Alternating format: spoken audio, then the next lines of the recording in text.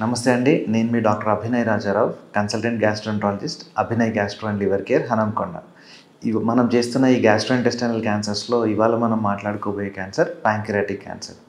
బాడీలో వచ్చే క్యాన్సర్స్లో అతి కొద్ది క్యాన్సర్స్ భయంకరమైన క్యాన్సర్స్ అండి. దాంట్లో ప్యాంక్రియాటిక్ క్యాన్సర్ అనేది చాలా ఇంపార్టెంట్ క్యాన్సర్. ఎందుకు అనంటే ఇది డయాగ్నోస్ అయ్యే స్టేజ్ వరకు అడ్వాన్స్డ్ స్టేజ్లోకి వెళ్ళిపోతుంది. అండ్ రెండోది ట్రీట్మెంట్ ఆప్షన్స్ లిమిటెడ్. అండ్ ఒకసారి డయాగ్నోసిస్ అయిన తర్వాత లైఫ్ స్పాన్ అనేది చాలా లిమిటెడ్ లైఫ్ స్పాన్గా ఉంటుంది. అందుకే అతి కొద్ది భయంకరమైన క్యాన్సర్స్లో pancreatic cancer almost top type of cancer. So pancreatic cancer ఎవరికి వస్తుంది?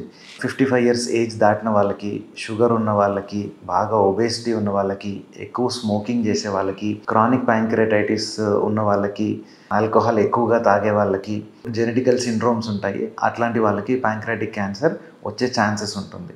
సో ఎవరు స్క్రీనింగ్ చేసుకోవాలి? సో 55 ఇయర్స్ ఏజ్ దాటిన వాళ్ళు, షుగర్ ఉన్నవాళ్ళు, ఒబేసిటీ ఎక్కువగా ఉన్నవాళ్ళు, మందు ఎక్కువగా తాగేవాళ్ళు, స్మోకింగ్ ఎక్కువగా చేసేవాళ్ళు, అండ్ క్రానిక్ ప్యాంక్రియాటైటిస్ ఉన్నవాళ్ళు, ఫ్యామిలీ హిస్టరీలో ప్యాంక్రియాటిక్ క్యాన్సర్ ఉన్నవాళ్ళు, కొద్ది టైప్స్ ఆఫ్ జెనెటికల్ క్యాన్సర్స్ ఉన్నవాళ్ళు కంటిన్యూస్గా స్క్రీనింగ్ ఎవ్రీ 6 మంత్స్, ఎవ్రీ 1 ఇయర్కి స్క్రీనింగ్ చేసుకోవాల్సిన అవసరం ఉంటుంది.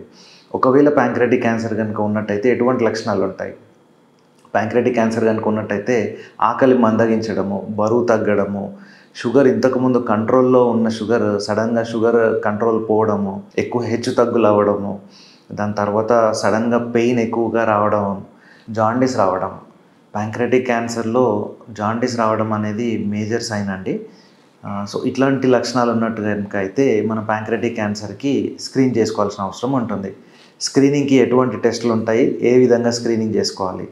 అల్ట్రాసౌండ్ స్కాన్తో స్టార్ట్ అయ్యి మనం సిటీ స్కాన్, పెట్ స్కాన్తో స్క్రీన్ చేసుకున్నట్టయితే ప్యాంక్రియాస్లో గడ్డలు ఉన్నట్లయితే మనం డయాగ్నోస్ చేయొచ్చు.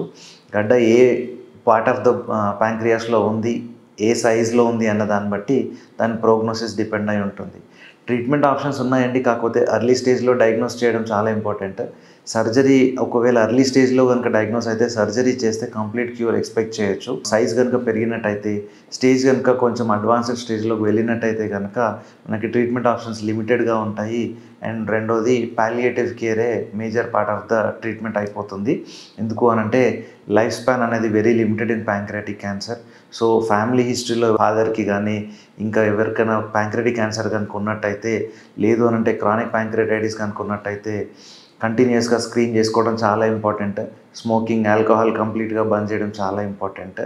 సో ఒకవేళ మీకు ఎటువంటి డౌట్స్ కనుక ఉన్నట్టయితే మీ దగ్గరలో ఉన్న గ్యాస్ట్రోఎంట్రాలజిస్ట్ని సంప్రదించండి. Thank you.